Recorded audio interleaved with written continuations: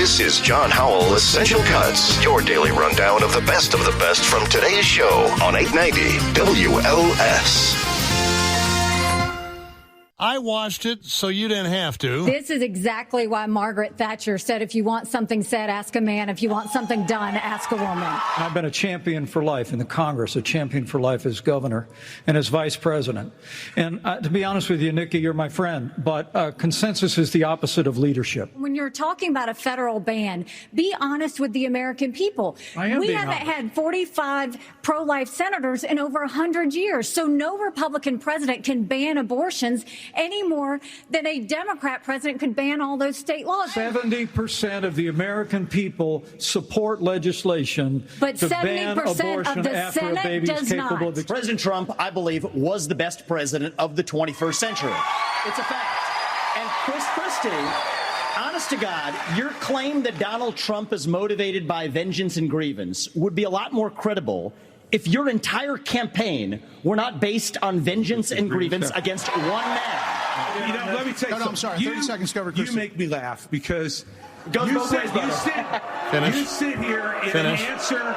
You sit here in an answer right now. Yeah, there was a lot of booing last night up there in Milwaukee. This is the great thing about this country.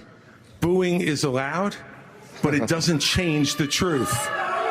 It doesn't change the truth. Time for GOP debate analysis with Geoffrey Skelley. He's a senior elections analyst at FiveThirtyEight.com. Thanks so much for your time. Geoffrey, I'm assuming that you watched the show, the wrestling match last night. Yes, I definitely watched. Did you consider it to be an embarrassing monstrosity like I did? I don't know if I would put it that way. I think what's interesting is that it was somewhat more substantive than I thought it might be, and there actually were some interesting sort of intra-party debates going on certain issues. So in some ways it was I thought a lot more interesting than it might have been if Trump had been there, at least from a substance standpoint. I agree with that analysis. Who do you think had the best night? Oh, that is a question that keeps coming up, and to me, it's tough to say. I mean, I think it depends on what you mean. If you mean in terms of sort of how they presented themselves, how they articulated their positions, and sort of like the gravitas they brought to the stage, like I thought Mike Pence actually did pretty well, and maybe Nikki Haley too. In terms of getting eyeballs, though, and getting attention, and perhaps being in a position to surge further in the polls after this debate, it's probably Vivek Ramaswamy, because he found himself in the center of a lot of what was going on, and that I think is, considering he's not that well known yet, but most Republicans who hear about him like him, and he has already been going up in the polls, I think he did a lot of what he needed to do to perhaps present an opportunity to do even better. You mean the skinny guy with the funny name? Yes, it was interesting to hear him essentially crib a line that Barack Obama used at the 2004 Democratic National Convention. Talking here with Geoffrey Skelley. He's a senior elections analyst at FiveThirtyEight. Now, in your area of expertise, how soon will last night's debate be reflected in the polls? Well, we'll probably see a new batch of polling come out maybe this weekend or early next week that'll sort of show shifts, or if there are any. And I suspect that there will be some. I think it's just a question of, will there really be that substantial of a shift among the 8 candidates who were on stage last night? That's harder to say because Donald Trump is polling in the low 50s nationally. And so a big chunk of voters who say that they support one guy, they didn't really get to hear from him. And I'm not sure, though, that any of the candidates last night did a lot to sort of pull from that group. Are they sort of trading among themselves in terms of support, along with some of the people who really haven't made a decision yet? I mean, no one's made a decision yet, but who say they're undecided, I should say. So exactly what to expect in terms of the scope, the magnitude of shifts, I think is also difficult to say. Historically, Geoffrey, what are the biggest gains and losses that you recall because of a debate performance, either good or bad?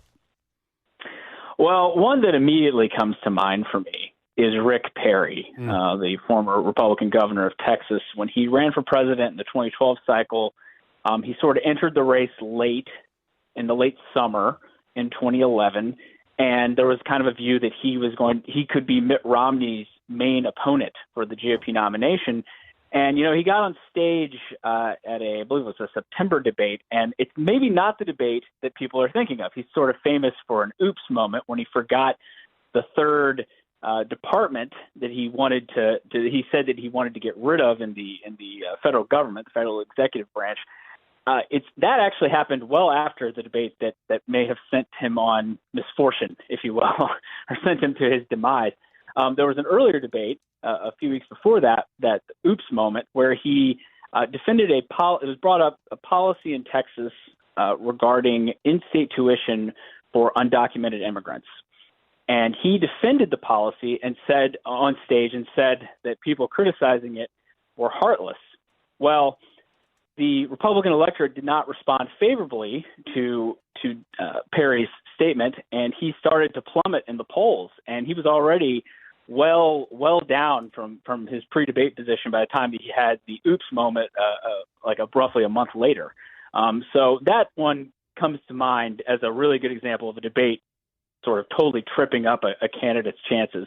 I remember that. I remember both of those instances. Plus, there was the naming of his farm or his cottage or the ranch. He had a ranch, and the name of the ranch also hurt him nationally. But I always thought that guy had a great look, and he had a great retail politician. I called him Dash Riprock. How big is the Trumpian base in comparison to the entire GOP ballpark?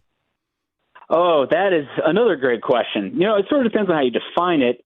In terms of people who say that they sort of support Trump versus support the Republican Party, most of the polling on that will show sort of a roughly 50-50 split, and maybe it's like 45-45 or 40-40, depending on the poll, with other people saying, I don't know, or I'm not sure. But if you sort of look at the field of candidates and who's doing well, it's Trump at roughly 50% nationally, and then DeSantis at around 15%, and now Ramaswamy closing in on 10%. So if you add all of those candidates up, you get to about 3/4, and one would argue that they are the two candidates sort of closest to Trump. And in other polling, when asked if Trump weren't an option, would you like someone like Trump or someone different from Trump? About 3/4 of Republican primary voters say they want someone similar to Trump. So I would view it as maybe closer to a 3/4 proposition.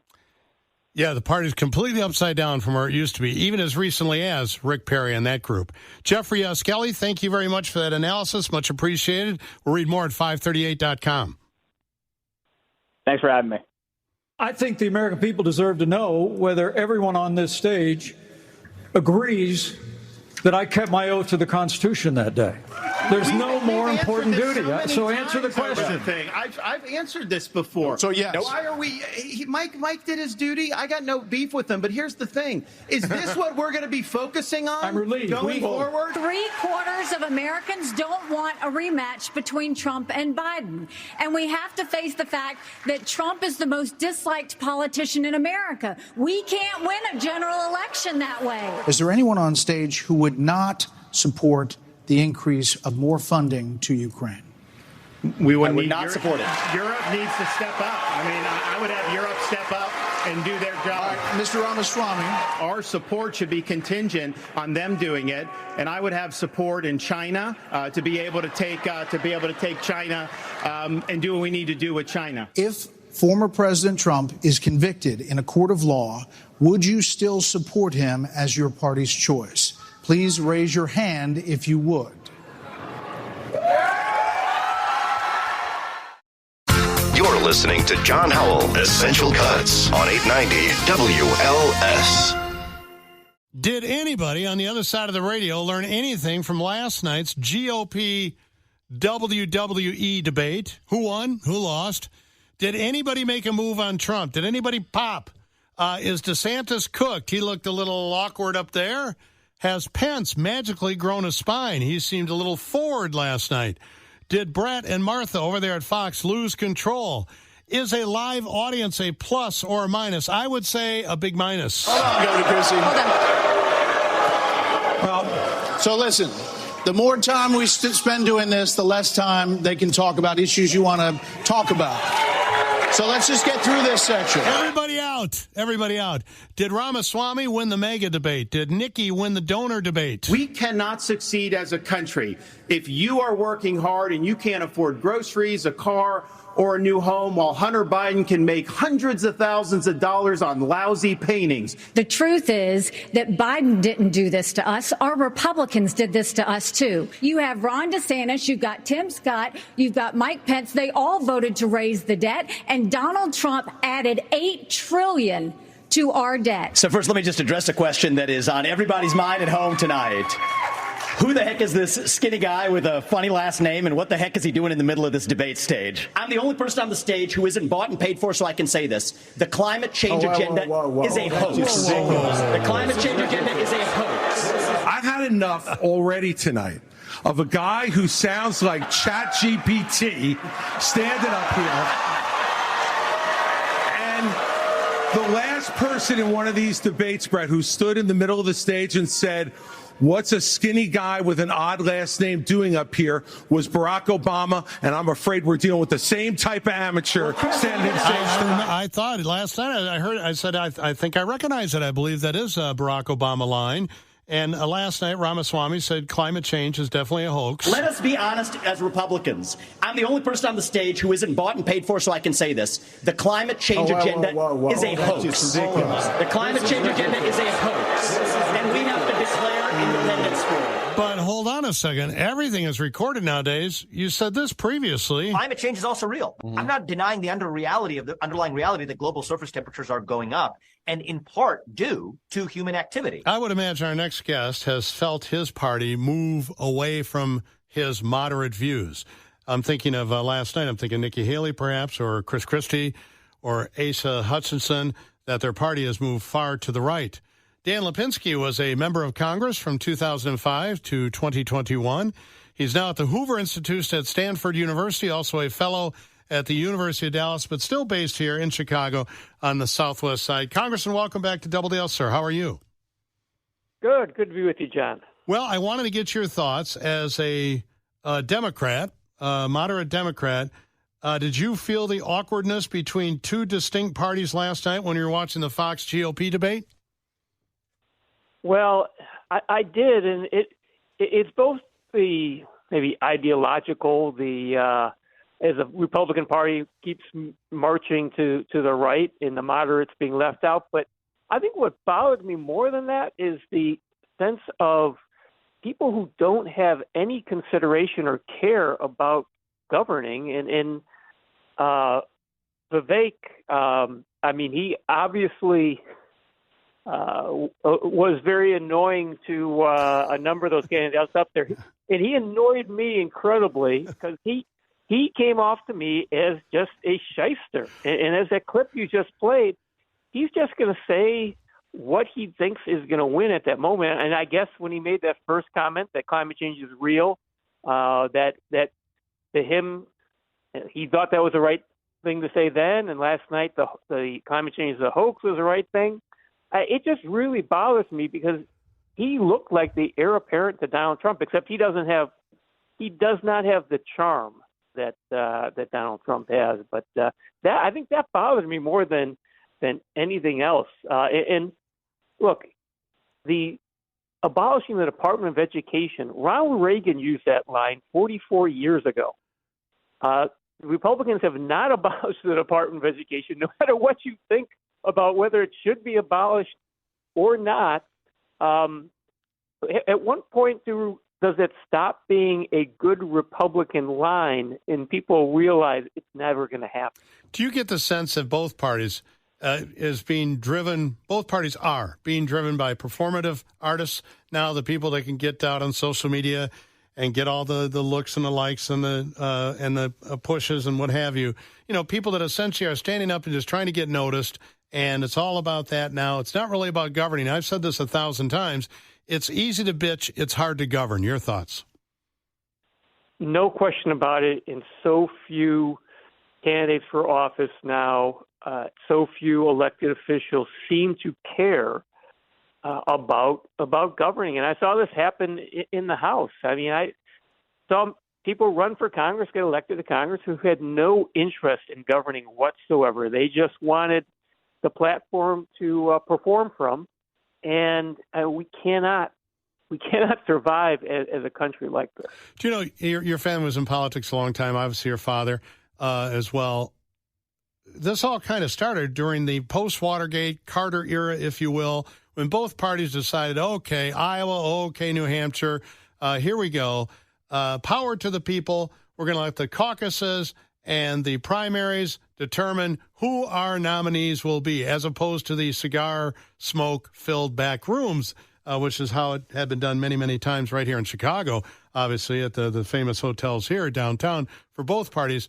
Looking back, is giving the power to the extreme wings of both parties, is that good for the country going forward? It is terrible for the country. Obviously, there are issues no matter how the candidates are chosen. So, it's understandably people didn't like the smoke-filled back rooms, weren't really sure maybe who was choosing these candidates, but we see the big problems today. I mean, I remember when people were saying that what we really needed it was to have more small donors fueling these candidates. And who's the top? Who gets more small dollar donations than anyone else? Donald Trump. Jonah Goldberg, a conservative columnist, used to be considered a conservative. In fact, I have the cuts here someplace. I played him, I think, earlier this week or last week. He said, in retrospect, small donors are supposed to be the way that the parties became more populous. The parties were going to connect with the, rank and file, with the blue-collar people, both Democrats and Republicans. And it turns out that the small donors now, because they can move the needle in a lot of different ways, they've turned out to be problematic for the professionals. We sound like such elitists here now talking like this, Congressman. Well, that is the problem, and another issue we have going on is people are looking for something that's going to be perfect, and there is no perfect way to do any of this. But I think it's pretty obvious that who are we getting now as candidates for office? It is those who are the most extreme. They can raise the money, and that's. They don't have to really worry about making government work and making things better. They just have to tell people that they're going to do some remarkable things. Again, going back to Ramaswamy, they're talking about everything he's going to abolish the Department of Education, abolish the FBI. He's going to take all the money from the Department of Education, give it to families. That sounds great. It's not going to happen. And then he says he's going to abolish all the teachers' unions. Now, no matter what you think about that, you might think it's a great idea. How is the president of the United States going to abolish all teachers' unions in this country unless he plans to be a dictator? Right. Talking here with Dan Lipinski, Ph.D., member of Congress, 2005 to 2021, Hoover Institution at Sanford, and fellow at University of Dallas. As a pro-life Democrat, and that cost you on the blue side of the world, your thoughts now on where your party is standing regarding abortion and how hot of a topic it's going to be for next year? Well, I think a very hot topic because Democrats saw it as being a winning issue in 2022. I hate to see that. Last election, every piece of mail that I received about the election from a Democrat, almost every single piece, for offices that had nothing for the Metropolitan Water Reclamation District, the sanitary district. There was something about abortion on there, and the Democrat was going to protect abortion rights. I think Democrats are going to keep going down this road. I think Republicans have done a terrible job in explaining why they are pro-life. I think that's what they need to do. I mean, for the pro-life movement, I am pro-life. I have said I support a 15-week ban at the federal level. Everyone who's telling you now that the pro-life movement was never about federal legislation banning abortion at any time, they're lying. Every Republican in the House and the Senate have voted for a 20-week ban. So I think we need to. I like the direction Nikki Haley started going last night, because I completely believe that we need to win hearts and minds. We need to do more to say that we care about women who are pregnant, who are considering abortion. We are going to help them. I think the government should take more of a role in that. Unfortunately, though, she tried to skip away from saying that anything should be done at the federal level, which I thought was a mistake. But it just pains me to see that you have to be basically support legal abortion up to birth if you are going to be in a Democratic Party today. I think that's terrible. You still have one Democrat in the House who doesn't support that, and you have Joe Manchin in the Senate. And I'm still hoping Joe Manchin runs for president as an independent next year. Congressman, we'll have to leave it there for this discussion. You're not moving to California or Dallas, are you? No, I'm not doing that. Okay. Well, it's nice talking with you. Appreciate your time as always, and stay cool. Hydrate, Congressman. Hydrate. I'm doing it right now. Thank you, sir. Have a great day. This is John Howell, Essential Cuts on 890 WLS. I guess this isn't much of a surprise. Maybe at the lack of time it took the jury to decide, but longtime Democratic insider Tim Mapes was found guilty this afternoon on perjury and obstruction of justice charges, alleging that he lied to a federal grand jury in an attempt to protect his longtime boss, former House Speaker Michael Madigan. So wrote my next guest, who joins us on a very busy afternoon, Jason Meisner from your Chicago Tribune. Jason, thanks so much. Are you surprised at the verdicts being returned so quickly today? Not really. We did get a note from the jury early on where they requested hard copies of the indictment and his entire grand jury transcript, which was pretty lengthy. So weren't sure how long they were going to settle in and look at that. But it was only about 5 hours.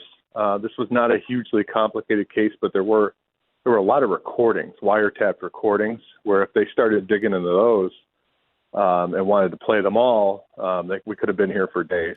But in the end, I mean, it was a fairly straightforward did he lie or didn't he case, and they said he did. You know, I thought the defense had a good argument. You asked this guy several hundred questions, and he apparently lies to you on 7 questions. Is that enough to really throw a 25-year potential sentence on him? I mean, that when the feds come calling, you better make sure you remember correctly. Yeah, and as everybody says, you know, when they come calling, they already know the answers usually. So it's good to keep in mind that when you're asking you questions, and he knew at that point, this is 2021. His friend Michael McLean had already been indicted. He had been subpoenaed for all sorts of records, and he knew that there were wiretaps. And he knew that he had been on the phone with McLean. So he really, a lot of people say they can't believe he got himself into the situation. He had been immunized, meaning he would not be charged as long as he told the truth. And according to the jury and prosecutors, he repeatedly did not, mostly by saying he couldn't recall things when he was caught on wiretap talking about them. Assistant U.S. Attorney Julia Schwartz, as you wrote, said if the defendant had been honest, he would have been a star witness. Why didn't he flip? What does Madigan have on him, I wonder? Yeah, well, I mean, Madigan commanded loyalty, and we saw the same thing with his longtime confidant, Michael McLean, who they did try to flip. We know that. He would not. He refused. He's now been convicted once, and he's facing trial with Madigan. This is McLean I'm talking about, in April. Mapes was cut of that same cloth, I guess you could say. He was offered immunity, and he was not implicated in the ComEd conspiracy, which was a focus of the grand jury and prosecutors. So maybe he thought he had an extra chip. Because he wasn't implicated in that. He wasn't really a part of that. Then he thought he could just skate by saying, I don't recall. But that turned out not to be the case. Obviously, prosecutors were irked that he was not being truthful and reminded him, the prosecutor in the grand jury reminded him several times. He said, do you realize that if you say you don't recall and the grand jury later thinks that they have evidence that you do recall, you could be charged with perjury? And he said, I do know that, and I don't recall.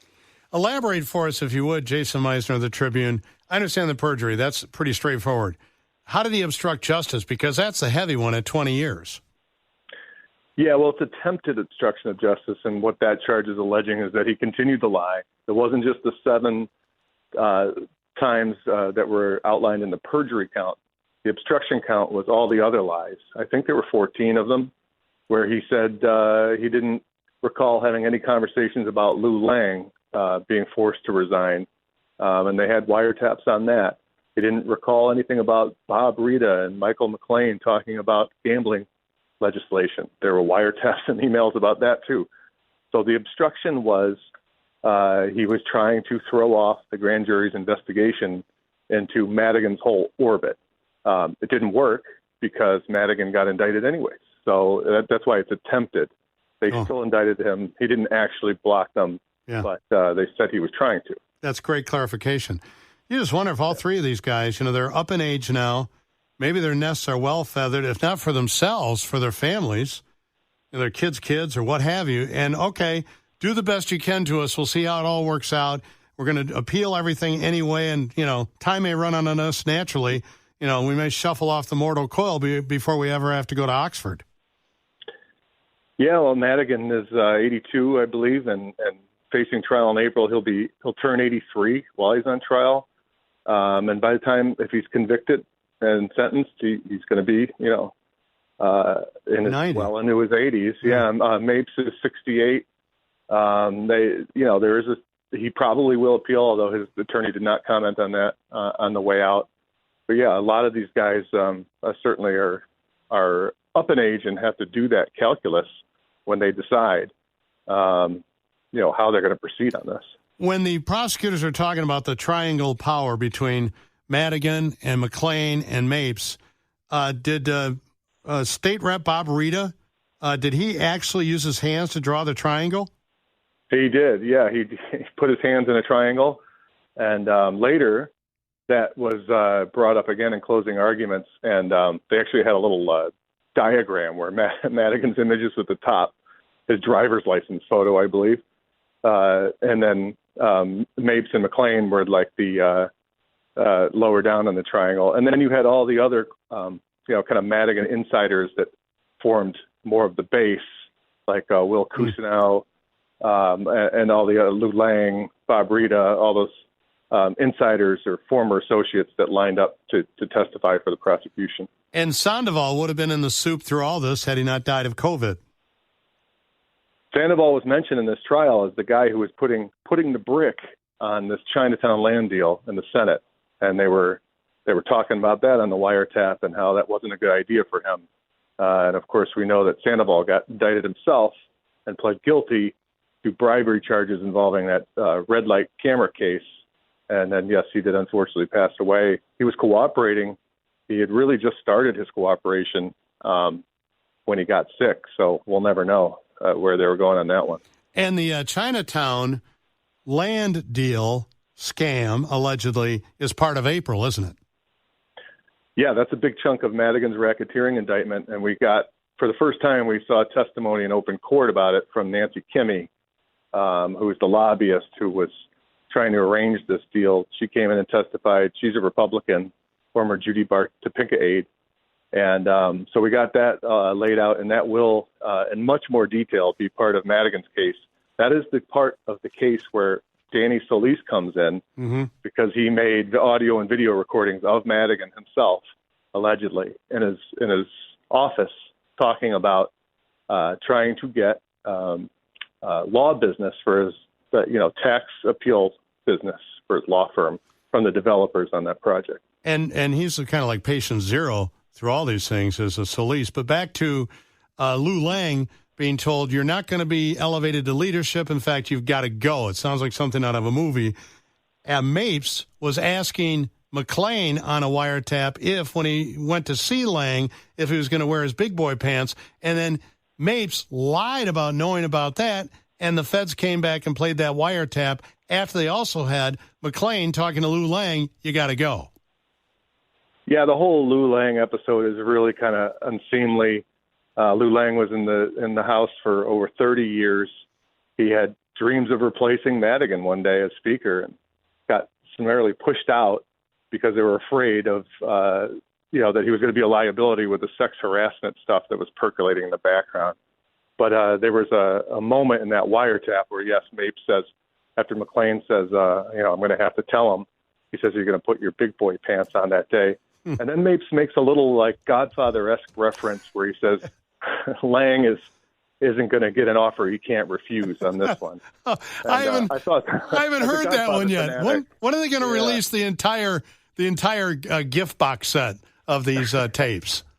Yeah, that tape is the greatest hit for sure. It's out there. It's on our website. Oh, good Google grief! The evidence. All right, I look for these each and every day, and sometimes I get into the rabbit hole, and I've said, I've read that article. It can't be there, and I go to the next one. I'll have to find that one for sure because I have the big boy pants. I also have the daddy talk, but that's from the previous trial, obviously. But I mean, they're great. I mean, they're just great. So he says, "Are you gonna put on your big boy pants to go talk to him?" And then lo and behold, McClain is talking to Lou Lang, gets recorded, and then the feds come back and ask Mapes, did you know that McClain went to talk to Lou Lang and tell him to get out of the way? He's going to quit. No, I didn't know anything about that. Boom, you're done. Right. And the defense argument was that, it was a busy year. It was a busy year. They, the defense did a great job with what they had, but what they had was really bad evidence against them. And to say that he wouldn't remember anything about that episode, which was a big deal to push Lou Lang out like that, just obviously didn't fly with the jury. But these tapes really, we'll see more of them in April, but they really do give a behind-the-scenes look at the beginning of the end for Madigan and his operation. It was all starting to kind of crumble, and we know it ended up crumbling. It's becoming much clearer now, thanks to you and Ray Long and others.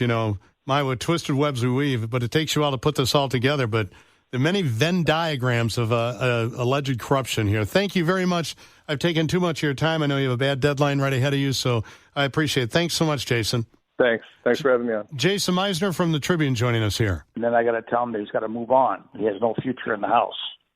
Will you be wearing your big boy pants that day? Big boy pants? Will you be wearing your big boy pants that day? I'm sure that Mr. Mapes will be wearing big boy pants, maybe some Depends coming up in January when he's sentenced.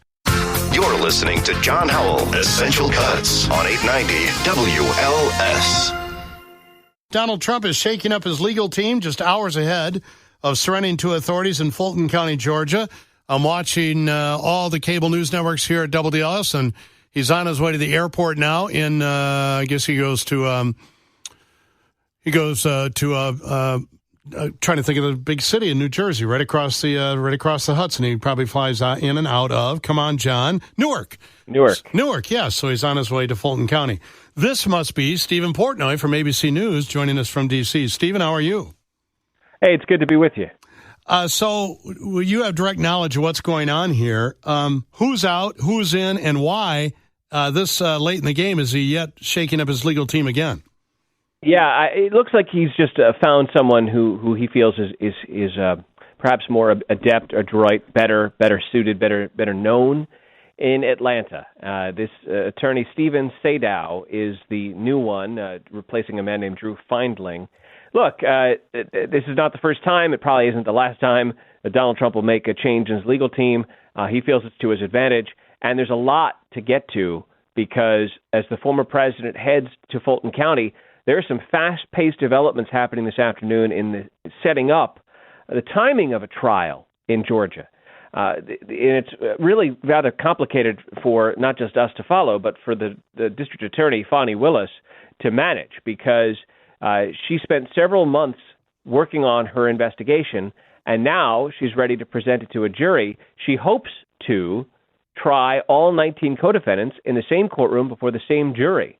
But under Georgia law, any one of these 19 co-defendants has the right to ask for a speedy trial. And one of the co-defendants, a man named Kenneth Cheeseborough, who is a Trump campaign attorney, who's one of the 19 co-defendants in this racketeering case, he has asserted his right to a speedy trial in Georgia, which means that the judge, just in the last few minutes, has set the trial for Kenneth Cheeseborough to begin on October 23rd of this year, 2 months from now. What does that mean? Well, the rest of the co-defendants are going to object, and they're going to say, listen, Mr. Cheeseborough might assert his right to a speedy trial, but we're not ready to present our defense.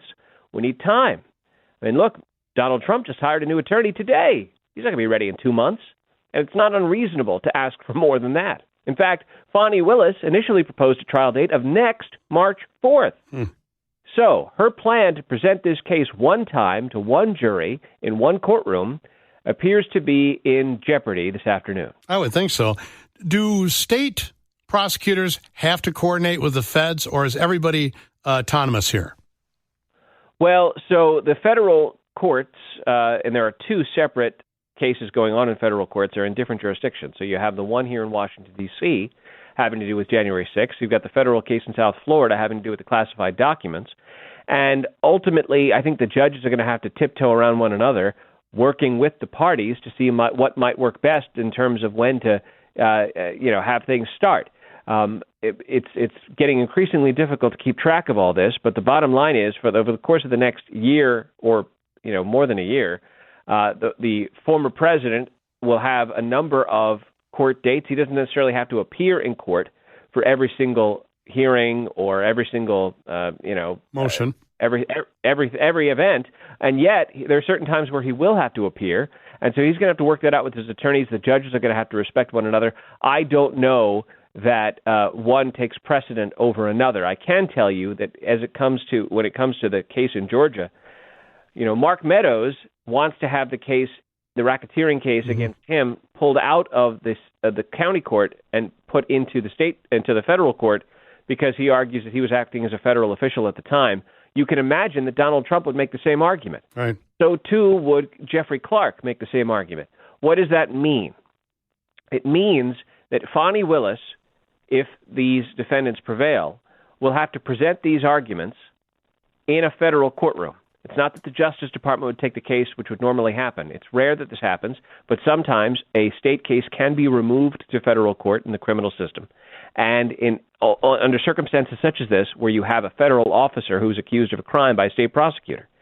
And the bottom line is, it would still be the Georgia law would be tried in a federal court with a different jury. But again, this is just a complication. It stretches the resources of the district attorney who's bringing this case. And for some of these co-defendants to assert their right to a speedy trial, it means that Fani Willis may have to repeatedly present this case to multiple juries. Not what she had in mind, not what she had planned. Oof. It seems immensely complicated. I'm no fan of Donald Trump, but it seems patently unfair to some of these defendants. Stephen Portnoy, historically, has anybody faced this many high-profile cases simultaneously? I'm not aware of any similar circumstance, but we've never seen a former president, something as simple as taking a mug shot. That's about to happen today. After today, does the drama factory slow down for a while? Well, I think there'll always be something that we'll be able to sink our teeth into and seize on when it comes to various events to cover, various motions that are being filed. For example, on Monday of next week in Georgia, there's a hearing in federal court on Mark Meadows' attempt to have the case removed. Here in D.C. in federal court, on the same day, there's a hearing on the timing of the January 6th trial in the federal system. I don't want to confuse or confound anybody any more than it's confusing or confounding me. It's my job to keep track of this stuff. But trust me, there's a lot. There's a whole lot, and anything can happen at any time. How full is the calendar on your office wall? It's pretty full. Yeah. And we're not even talking the political calendar. We're only at this moment talking about the legal calendar. Yeah, you're talking about the legal calendar and then trying to integrate that with a political calendar to be fair to the candidate. I mean, it seems like it is immensely complicated. And as I said, it seems to be overwhelming and perhaps very unfair. Out of all the mugshots you've seen, is it safe to say that Jenna Ellis had the right policy with a nice smile? Well, she smiled. The others have not yet smiled. Big question, what will Donald Trump's mugshot look like tonight? We might see it tonight. We may have to wait till tomorrow. Will he smile? Will he not? We'll see. Stephen Portnoy, thank you for the analysis. Much appreciated, sir. You bet. Take care. John Howell, Essential Cuts. Check back every weekday for another episode of John Howell, Essential Cuts on 890 WLS.